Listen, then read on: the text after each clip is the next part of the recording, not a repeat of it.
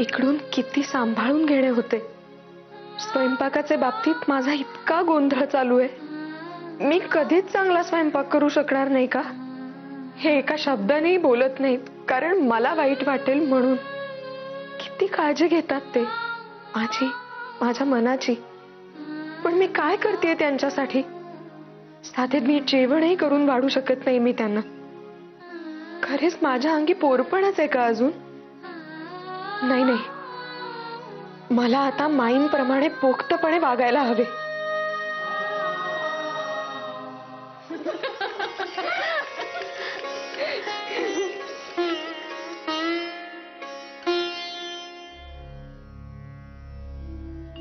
अगो बाई, आता ही कळशी अशीच हातात घेऊन उभी राहणार आहेस का?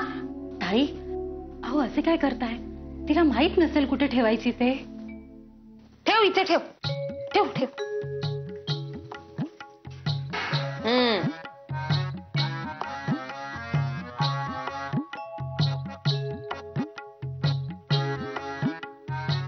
अगो बाई, माई अंगात नीट नेटकेपणा आहे हो.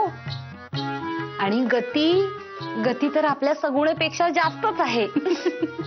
ताई, माझ्या सुनेला कशाला मध्ये होतीयस? अगो बाई, नाही काय हो वहिनी, हल्ली तर भारीच कड घेताय तुम्ही तुमच्या सुनेची. नाही तसे चांगलेच आहे. सगुणा गुणाचीच पोर आहे गो. कोणाच्या निमित्ताने का होईना, पण आपल्या सुनेबद्दल चांगले बोलताय ना, उत्तम आहे. मी काय म्हणते मुक्ता, ये इकडे ये. हे घे, हे मसाले दूध आहे. बाहेर बाळम भटजी आणि मोरूस जाऊन दे. जमेल ना एवढे? हो हो.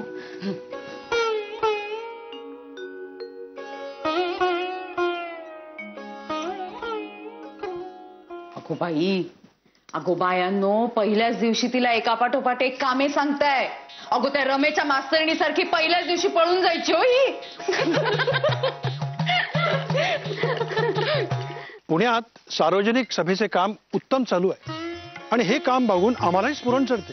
असे वाटते की नाशकातही असे काहीतरी कार्य सुरू करावे. माधवराव, येथील समविचारी मंडळी आपल्याकडे मोठ्या अपेक्षेने पाहत आहे. सार्वजनिक सभेचा पाया भक्कम होण्यामागचे श्रेय सर्वतोपरी सार्वजनिक काकांस जाते. ध्येयाचा पाठपुरावा करण्याचा त्यांचा ध्यासच सभेच्या उन्नतीस उपयोगी झाला. नाशकातही एखादी अशी सभा उभी राहावी असे आम्हास वाटते. आम्हास असे वाटते भिडे काका. लोकहितवादींची नवमतवादी प्रतिमा येथे लोकांचे मनात आहेच. शतपत्रातील मतलबी रूढींवर त्यांनी केलेल्या घणाघातांमुळे लोकांची मने धर्मास वेढून राहिलेल्या चुकीच्या आणि लबाड चालीरीतींविरुद्ध जागी झाली आहेत. या जाचक रूढी नको आहेत असे जरी त्यांस वाटत असले तरीही त्यांस नव्या गोष्टीचा आधार आवश्यक आहे. येथे चालू असलेलेच काम नव्या वळणावर नेणे अधिक संयुक्तिक ठरेल. त्या दृष्टीने प्रार्थना समाजाची स्थापना करावी असे आम्हास वाटते. परमेश्वराची आस असलेल्या आणि सन्मार्गावर चालण्याची इच्छा असलेल्या कोणत्याही जातीच्या व्यक्तीस तेथे प्रवेश असेल. त्यामुळे लोकांतील सरमिसळ होण्यास संधी मिळेल आणि उपासनेच्या मार्गाने समाज हितावर बोलण्यास संधी सापडेल. उत्तम. आपणास काय वाटते रावसाहेब? आम्ही माधवरावांशी पूर्णपणे सहमत आहोत. या बाबाचे हिशोब तपासायचे म्हणजे कठीणच आहे. 17-61 लिहितो. तपासल्याशिवाय ठेवणं म्हणजे धोक्याच आहे.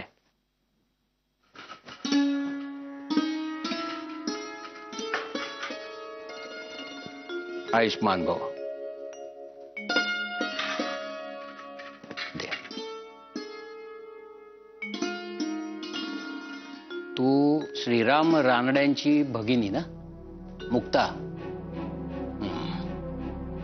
तुझ्या बंधूंनी सगळी कल्पना दिली आहे मला.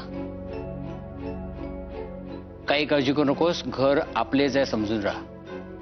आणि तिथले घरातील काम संपले ना की ये इथे. या घरातील बायकांना सांभाळून घे. घरातील सगळी कामे येतात ना? हो हो हो. छान. आणि हो, ते तिकडे मोरू मामा बसलेत ना, त्यांनाही दूध नेऊन दे जा.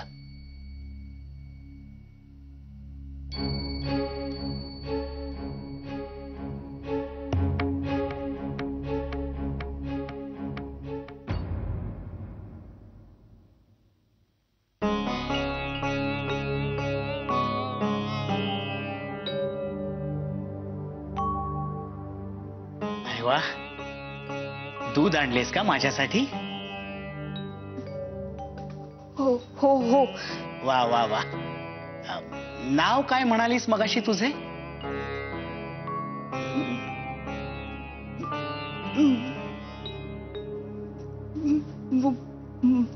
मुक्ता. असू दे असू दे. आण आण.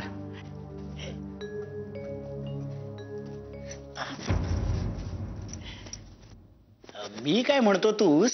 मुक्ता, मोरू मामांना दूध देऊन झाले असेल तर परसदारी जा. तिकडे सोमण मावशींना मदत कर आणि इथेच खोळंबून राहू नकोस.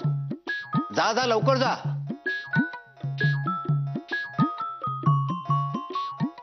गोकुळी राधिका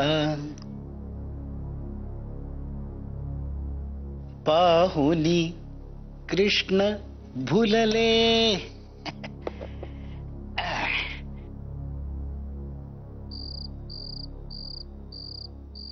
रमाबाई, रमाबाई. अगो बाई, आलात? चला हातपाय धुवून घ्या, मी पाणी लावते. नाही नको, आम्ही तुमच्यासाठी खास भेटवस्तू आणली आहे आणि ती आम्ही तुम्हाला कधी देतो असे झाले आहे आम्हास. या. अगो बाई, पाहू तरी काय आणले ते.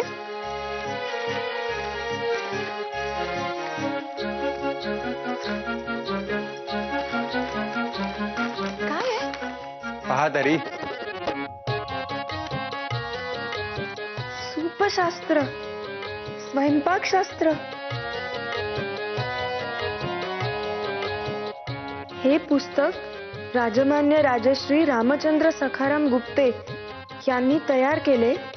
ते रावजी श्रीधर गोंधळेकर यांनी सूपकारांच्या मदतीने सुधारून पुणे पेठ शनिवार मेहुणपुरा येथे आपले जगहितेच्छू छापखान्यात छापून प्रसिद्ध केले.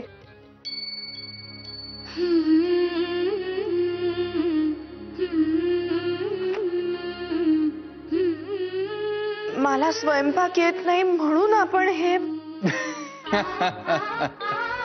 अहो मग काय हरकत आहे रमाबाई. आपल्या घरात साऱ्यानेच तुम्हाला हाताखालची कामे सांगितली. त्यात आपल्या घरातील प्रत्येक वडीलबाईची शिकवण्याची वेगळीच तऱ्हा. त्यामुळे आधीच तुमचा गोंधळ उडालेला होता. शिवाय अन्नपूर्णाबाई आणि आता लोकहितवादींच्या पत्नी गोपिकाबाई यांच्याही सूचनांची भर पडली. त्यामुळे एक ना धड आणि भाराभर चिंध्या असे झाले आहे तुमचे. म्हणून मग आम्ही हा मार्ग काढला. हे सूपशास्त्राचे पुस्तक म्हणजे तुमची एक नवी मैत्रीण आहे असेच समजा. त्याच्यात सारे काही सप्रमाण समजविलेले आहे. तेव्हा शांत चित्ताने एक एक पदार्थ समजून घेऊन करीत जा. बरे.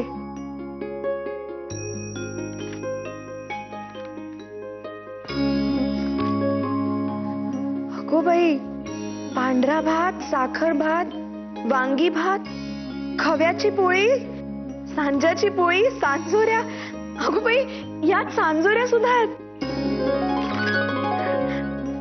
सार, आंब्या, कोशिंबिरी.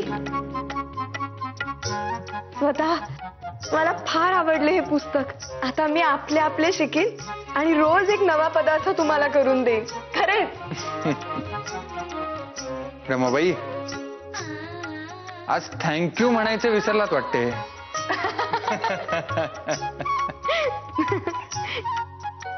थँक्यू.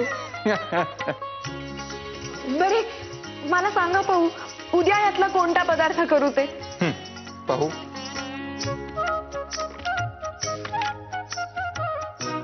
अरे बापरे, यातील पदार्थ वाचूनच तोंडास पाणी सुटते आहे. सगळेच पदार्थ छान आहेत, पण कोणता सांगावा हेच कळत नाहीये. मी सुचवू का? तुम्ही की नाही डोळे मिटून एखाद्या पदार्थावर बोट ठेवा आणि ज्या पदार्थावर तुम्ही बोट ठेवाल ना तोच पदार्थ करेन मी उद्या. बरे, उत्तम.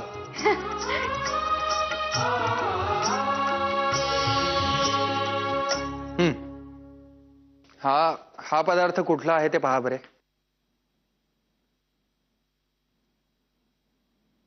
अगो बाई, घीवर. घीवर?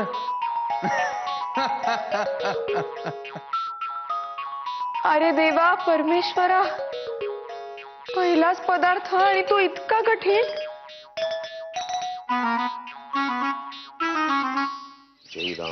दुर्गे, हे कपडे वाळत घालून झाले ना की स्वयंपाकघरात चलो, बरीच कामे पडली.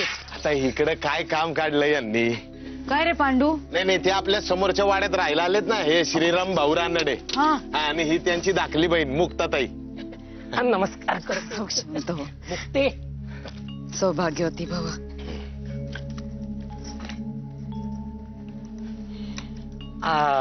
आपल्यासारख्या वडीलधाऱ्या बायकांसोबत आमच्या मुक्तेस राहावयास मिळते आहे, हे आमचे भाग्यच म्हणायचे.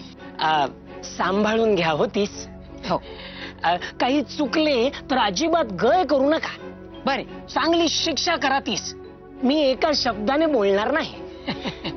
स्वयंपाक मात्र उत्तम येतो होतीस. हो का? नाही, आता स्वयंपाक उत्तम येतो की नाही हे आम्ही बघून घेऊ. हा, बरे. मुक्ते, बरे झाले हो तू आलीस ते. हे घे, हे कपडे घे आणि परसदारी वाळत घाल. दुर्गे, तू चल बरे स्वयंपाकघरात, बरीच कामे पडलीत. चल. चला चला. काय खरं नाही, प्रत्येकाला कामालाच लावत्यात. जय जय राम कृष्ण हरी, जय जय राम कृष्ण हरी, जय.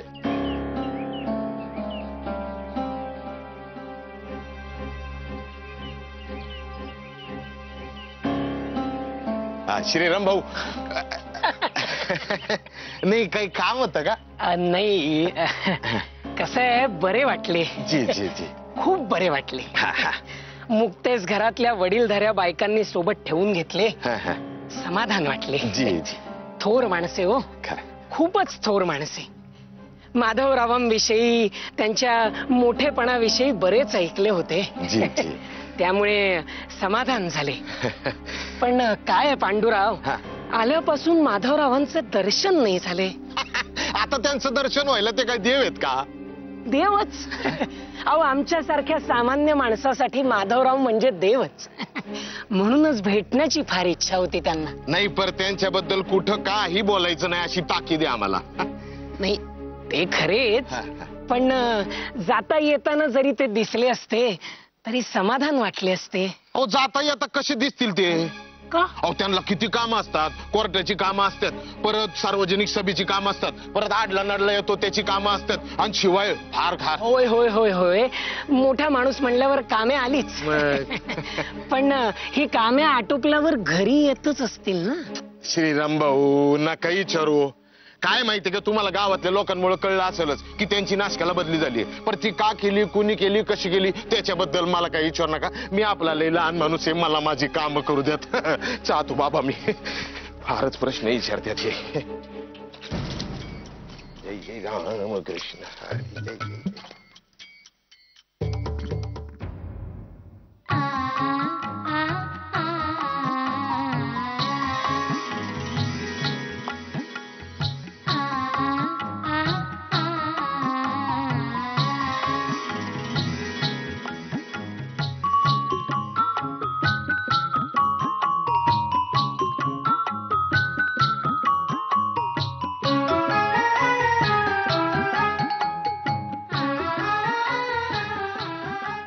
वहिनी, अहो, चिंतेचे कारण काय ते सांगाल की नाही? आणि ते सांगितल्याशिवाय आम्ही तुमची मदत कशी काय करणार?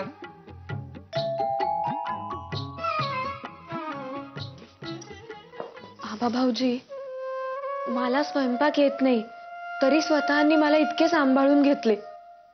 मी पाहुण्यांसमोर त्यांची फजिती केली तरी सुद्धा ते रागे भरले नाहीत. उलट त्यांनी माझ्यासाठी हे सूपशास्त्र आणले. पण इतके करूनही आता माझ्यावरच फजितीचा प्रसंग ओढवतो की काय असे आता वाटू लागले आहे. अहो वहिनी, आता कशी होईल फजिती? अहो, आता सूपशास्त्र आहे ना. हो, हे आहे म्हणूनच फजिती होते की काय असे वाटते. म्हणजे? हो, स्वतःनी मला इतके सांभाळून घेतले म्हणून मी त्यांना असे म्हटले की तुम्हाला हवा तो पदार्थ सांगा यातील, मी तो करीन उद्या. पण त्यांनाही काही सुचेना. म्हणून म्हटले, डोळे बंद करा आणि एखाद्या पदार्थावर बोट ठेवा. तर त्यांनी ज्या पदार्थावर बोट ठेवले तो पदार्थ होता घीवर. काय? घीवर? हो. पहिलाच पदार्थ सांगितला तोही घीवर? इतका कठीण? वहिनी बाय, मिठाईवाल्यांना बी देव वाटवतो हे करताना. अहो, पण इतक्या सगळ्या रामायणानंतर मी नाही तरी कसे म्हणणार. बरे, या पुस्तकामध्ये सगळ्या पदार्थांची रीत अगदी नेटकी दिलेली आहे, पण तरी सुद्धा मलाच ते जमत नाही. असे कसे? वहिनी, बघू बरे ते पुस्तक.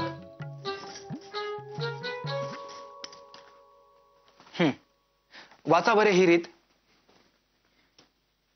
1 शेर कैली रवा बारीक दळावा आणि त्यास 25 रू भार तूप चोळून लावावे. नंतर ते पीठ दुधात भगऱ्या दाखल कालवून दडपून ठेवावे व ते 1 तास भिजल्यानंतर हळूहळू परातीत काढावे.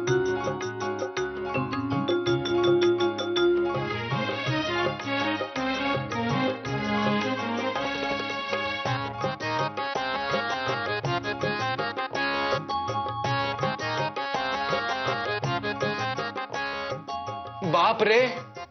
चुलीस व घीवर पात्रास मातीने लिंपावे. असं आहे वय.